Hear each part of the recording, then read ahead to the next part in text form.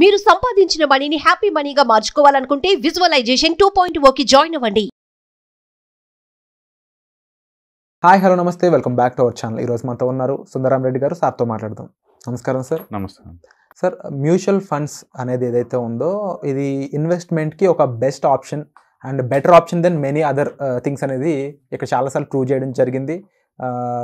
దానికి ముఖ్య కారణం ఏంటి అంటే ఈక్విటీలో రిస్క్ ఉంటుంది, ట్రెడిషనల్ అసెట్స్లో అంత మనకి రిటర్న్స్ అనేవి ఉండవు. రైట్. కాకపోతే మ్యూచువల్ ఫండ్స్లో ఇన్వెస్ట్ చేయడానికి కూడా ఇప్పటికీ గ్రామాల్లో కానీ టౌన్లో ఉన్న ఎడ్యుకేటెడ్ పీపుల్ కూడా భయపడడానికి ఒక కారణం ఉంది. దానికి గల కారణం ట్యాక్సేషన్.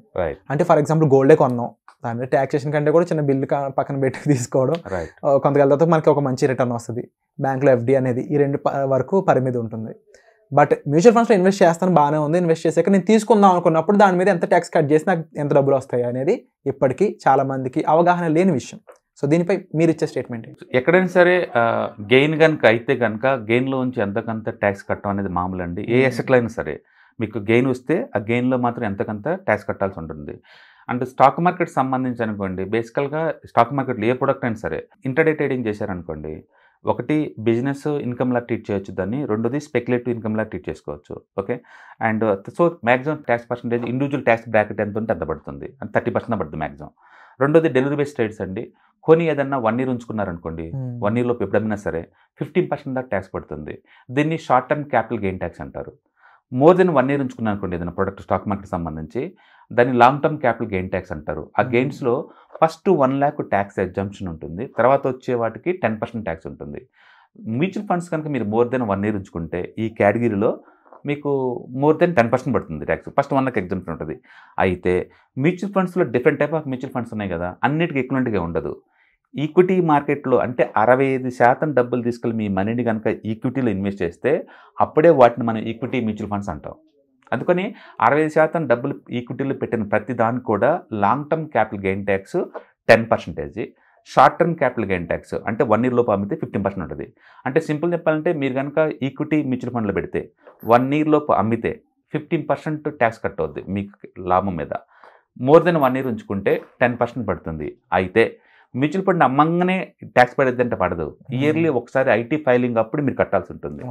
చాలామంది అనుకుంటారు కట్ అయ్యి వస్తాయేమని, కట్టే రావండి, మొత్తం వస్తే తర్వాత మనం కట్టాల్సి తర్వాత మీరు కట్టాల్సి ఉంటుంది ఇయర్ ఎండింగ్ అప్పుడు, ట్యాక్స్ ఫైలింగ్ అప్పుడు. అందుకని ట్యాక్సేషన్ గురించి శాక్ట్ అకౌంటెంట్స్ ఎక్స్పర్ట్స్ కాబట్టి వాళ్ళని అడగడం బెటర్ అనమాట. మీకు ఏదైనా డౌట్స్ ఉంటే డివిడెండ్స్ మీకు వచ్చాను ఎవ్రీ మంత్ మీరు ఐడిసిడబ్ల్యూది ఆప్షన్ తీసుకున్నారు అనుకోండి మ్యూచువల్ ఫండ్లో, అండ్ ఎవ్రీ మంత్ లేకపోతే 2 monthsకి ఒకసారి మీకు డబ్బు వస్తూ ఉంటుంది కదా, అలా డివిడెండ్ రూపంలో తీసుకుంటే ప్రతి రూపాయికి ట్యాక్స్ ఉంటుంది డివిడెండ్లో. ఓకే. ఇండివిజువల్ ట్యాక్స్ బ్రాకెట్ ఎక్కడ ఉంటే అంత. మీరు బయట ఇండివిజువల్ ట్యాక్స్లో 20% ఉన్నారనుకోండి, డివిడెండ్ మీద 20% ట్యాక్స్ పడుద్ది. లేదా బయట నాకు ఏం ట్యాక్స్లు కట్టలేదు, ఇక్కడ కూడా ట్యాక్స్లు ఏమి ఉండదు. అప్ టు ఎప్పటి వరకు మీ ఇన్కమ్ ట్యాక్స్ ఫైలింగ్ ఎంతైతే ఉందో అంత పరిమితి వరకు అనమాట. అందుకని డివిడెండ్ కూడా ట్యాక్సిబుల్ అనమాట, ఇది డెట్ ఫండ్ అయినా సరే. అయితే ఈక్విటీ సంబంధం లేని డెట్ ఫండ్స్లో పెట్టామనుకోండి, మీకు 36 months ఉంచుకుంటేనే లాంగ్ టర్మ్ కింద లెక్క, లేకపోతే షార్ట్ టర్మ్ కింద లెక్క. అంటే అప్పుడు ఎంత పర్సెంటేజ్ ఉంటుంది? అవి మళ్ళీ అగైన్ ఇండివిజువల్ ట్యాక్స్ బ్రాకెట్ అండి. కాకపోతే ఈ డెట్ ఫండ్లో ఏంటంటే ఇండెక్సేషన్ అని ఇంకొకటి ఉంటుంది పదం. ఇండెక్సేషన్ అంటే వీటిని ఇన్ఫ్లేషన్ కన్సిడర్ చేసుకొని మనం లెక్కేస్తూ ఉంటారు అనమాట. వీటికి ట్యాక్స్ వేరేలాగా ఉంటుంది. అందుకని డెట్ ఫండ్స్లో పెట్టినప్పుడు ట్యాక్స్ వేరు, అండ్ ఈక్విటీలో పెట్టినప్పుడు అంటే ట్యాక్స్ వేరు ఉంటుంది అనమాట. మనం ఎక్కువసార్లు మ్యూచువల్ ఫండ్ అనగానే ఈక్విటీ అనుకొని ఈక్విటీ గురించి మాట్లాడతాం. ఓకే. సో ఈక్విటీ సంబంధించి లెస్ దెన్ 1 year అయితే మాత్రం 15%, మోర్ దెన్ 1 year అయితే మాత్రం 1 lakh ఎగ్జంప్టెడ్, తర్వాత దానికి 10% కట్టాల్సి ఉంటుంది. ఇది డివిడెండ్ టైప్ తీసుకోవటం వేస్ట్, ఎందుకంటే డివిడెండ్స్ మీద ట్యాక్స్ ఎక్కువ ఉంటుంది డెట్ ఫండ్స్ కాబట్టి. దాని బదులు ఎస్డబ్ల్యూపీ ఆన్ చేసామనుకోండి తక్కువ ట్యాక్స్లు ఉంటాయి, డివిడెండ్ ఎక్కువ మోర్ ట్యాక్సిబుల్ అనమాట. అందుకని స్టాక్ మార్కెట్లో డివిడెండ్ ఇన్కమ్ మీద సర్వే అవుదాం అనుకున్న వాళ్ళకి ట్యాక్స్లు ఎక్కువ పే చేయాల్సి ఉంటుంది. దాని బదులు ఎస్డబ్ల్యూపీ పెట్టుకోవడం బెటర్ అనమాట. అయితే మ్యూచువల్ ఫండ్స్లోనే ఎస్డబ్ల్యూపీ ఉంటుంది, స్టాక్స్లో ఉండదు కాబట్టి మనం చేసేది ఏం లేదు. ఇంకో విషయం ఏంటంటే ఎస్డబ్ల్యూపీ పెట్టినప్పుడు డెఫినెట్లీ దాంట్లో నుంచి కొంత ఇన్కమ్ తగ్గుతా మనకి నెల వస్తూ ఉంటుంది కదా, అలాంటి టైంలో మనం పెట్టిన యాక్చువల్ ఇన్వెస్ట్మెంట్ ఎంతవరకు పెరిగే స్కోప్ ఉంది, ఎస్డబ్ల్యూపీ పెట్టకపోతే ఎంత పెరిగే స్కోప్ ఉందంట? యాక్చువల్గా ఎస్డబ్ల్యూపీ అనేది ఒక సెల్లింగ్ ఆప్షన్ అంతే. మీకు డబ్బులు కావాలి అనుకున్నప్పుడు ఇండివిజువల్గా ఎప్పుడు కావాలంటే అప్పుడు అమ్మేసుకోవచ్చు. లేదు నాకు రెగ్యులర్ కావాలి అనుకున్నప్పుడు, గ్యారంటీ డబ్బులు కావాలంటే అప్పుడు ఎస్డబ్ల్యూపీ ఆన్ చేస్తారనమాట అంతే. మీరు ఎస్డబ్ల్యూపీ ద్వారా ఆన్ చేసినా లేదా మీరు అప్పుడప్పుడు అమ్ముతున్నా సరే 1 year దాటిన తర్వాత అమ్ముతున్నారు అనుకోండి, ఫస్ట్ 1 lakh ఎగ్జామ్షన్ ఇచ్చాను కదా, మిగతా వాటికి ఎంత విత్డ్రాల్ చేస్తే అంత ప్రాఫిట్లో 10% కట్టాల్సిందే. ఎవ్రీ మంత్ అమ్ముతారా లేదా ఒకేసారి అమ్ముతారా మీ ఇష్టం, అది అప్ టు 1 year వరకు లెక్కేస్తారు అనమాట. అది అంతే. సపోజ్ ఎగ్జాంపుల్ కోసం నేను సంవత్సరానికి ఒక 12 లక్షలు ఎవ్రీ మంత్ 1 lakh విత్డ్రాల్ చేస్తాను, SWP పెట్టాను, ఎవ్రీ మంత్ నాకు 1 lakh వస్తుంది అనుకుందాం. ఫస్ట్ 1 lakh ట్యాక్స్లు ఉండవు కదా, అంటే ఇప్పుడు 12 లక్షలు సంవత్సరం మొత్తం మీరు తీసారనుకోండి, ఫస్ట్ 1 lakh ట్యాక్స్ ఉండదు. సో మిగిలిపోయింది 11 లక్షలు. ఆ 11 లక్షలు గవర్నమెంట్కి ఎంత ఇవ్వాలి, 10% ఇవ్వాలి కదా, అంటే 1,10,000 కట్టాలి ట్యాక్స్ అంతే. మీకేమో 12 లక్షలు తీసుకుంటారు, గవర్నమెంట్కి ఏమో 1,10,000 వస్తుంటాయి ఎవ్రీ ఇయర్. అట్లా మీరు SWP every month 1 lakh on చేసుకుంటే అట్లా అలా లెక్కేసుకుంటే సరిపోతుంది. Wonderful sir. అండ్ ముఖ్యంగా మ్యూచువల్ ఫండ్స్ ఇన్వెస్ట్మెంట్ అనేది కూడా subject to market risk. But comparably FD కానీ ట్రెడిషనల్ ఇన్వెస్ట్మెంట్స్ కంటే కూడా దీనిలో కాంపౌండింగ్ అనేది చాలా బిగ్గెస్ట్ మిరాకిల్ అనే చెప్పాలి. వై? బికాజ్ దేని రేట్ అయినా పెరగడం ఒక ఎత్తు అయితే అది డబుల్ ట్రిపుల్ అవ్వడం అనేది ఎవరికైనా సరే ఆనందాన్ని ఇచ్చే విషయం. బట్ ఇక్కడ టైం డ్యూరేషన్ చాలా ఇంపార్టెంట్. ఆ టైం క్యాలిక్యులేషన్ లేకపోతే కాంపౌండింగ్కి వాల్యూ ఉండదు. సో గోల్ ఓరియంటెడ్గా ఇన్వెస్ట్మెంట్కి మాత్రమే మ్యూచువల్ ఫండ్ పనికొస్తుందా, ఇంకా దీనిలో తెలియని బెనిఫిట్స్ ఏమైనా ఉన్నాయా? సో బేసికల్గా మ్యూచువల్ ఫండ్స్లో ఉన్న బెనిఫిట్ ఏంటంటే తక్కువ అమౌంట్తో స్టార్ట్ చేసుకోవచ్చు. గోల్డ్ అండ్ అవి తక్కువ ఏం కాదు, మినిమం గ్రామ్తో బిన్ అవుతాయి.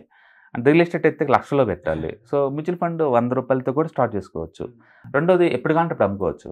మిగతా వాటిని బయర్ దొరికేంత వరకు నువ్వు అమ్మలేవు, ఇక్కడ ఇప్పుడు కాంటే అప్పుడు అమ్ముకోవచ్చు. మూడోది ఎప్పుడు నీ దగ్గర డబ్బులు పెట్టచ్చు, అవి అలా పెట్టలేవు. ఆపర్చునిటీ వచ్చినప్పుడు నువ్వు కొనుక్కోవాలి తప్ప నువ్వు కొనాలనుకుంటే అది దొరకపోవచ్చు ఇక్కడ. అందుకని చిన్న అమౌంట్తో పెద్ద ఫండ్ క్రియేట్ చేసుకోవచ్చు, ఎప్పుడు కావాలంటే అప్పుడు కొనుక్కోవచ్చు, ఎప్పుడు కావాలంటే అప్పుడు అమ్ముకోవచ్చు, ఈజీగా థర్డ్ పార్టీ లేకుండా మేనేజ్ చేసుకోవచ్చు అనమాట. కాకపోతే దీంట్లో వాలటిలిటీ ఎక్కువ కాబట్టి డిస్కౌంట్ సేల్ కూడా ఎక్కువ జరుగుతుంటుంది. అందుకని ఇది కొంచెం నాలెడ్జ్ పెంచుకున్న వాళ్ళకి ఈక్విటీ మార్కెట్ బాగుంటుంది. అండ్ రిటర్న్స్ మనం 15 to 20% ఈజీగా ఎక్స్పెక్ట్ చేయొచ్చు stock market long term point of లో. మిగతా అసెట్స్లో ఇంత రిటర్న్స్ నువ్వు ఎక్స్పెక్ట్ చేయలేవు. అండ్ ROI పరంగా చూసినా కూడా ముఖ్యంగా దీనిపై బెనిఫిట్స్ అనేవి డెఫినెట్గా. మీరు ఎంగేజ్లో ఉన్నారు అంటే కొంచెం అగ్రెసివ్గా ఉండటం బెటర్ అనమాట. So equity is good. And కొంచెం ఏజ్ పెరిగే కొద్దీ అసెట్ డైవర్సిఫికేషన్ గుడ్ అనమాట. అసెట్ డైవర్సిఫికేషన్ ఉన్న బ్యూటీ ఏంటంటే రిస్క్ మినిమైజ్ అవుతుంది, తక్కువ రిటర్న్స్ వస్తాయి. కాకపోతే ఒకే అసెట్లో ఫోకస్ చేయడం బెనిఫిట్ ఏంటంటే వెల్త్ మ్యాక్సిమైజ్ అవుద్ది, but too much up and down అవుతుంటుంది. అందుకని మీకు సేఫ్టీ కావాలా, రిటర్న్స్ కావాలా, దేనికి ఇంపార్టెన్స్ ఇస్తున్నారు అని దాన్ని బట్టేసి అసెట్ని చూస్ చేసుకోవడం better. Thank you so much sir, wonderful information మాకు ఇచ్చినందుకు. Thank you. సుమన్ టీవీలో మీ పర్సనల్ అండ్ బిజినెస్ ప్రమోషన్స్ కోసం కింది నెంబర్కి కాంటాక్ట్ చేయండి.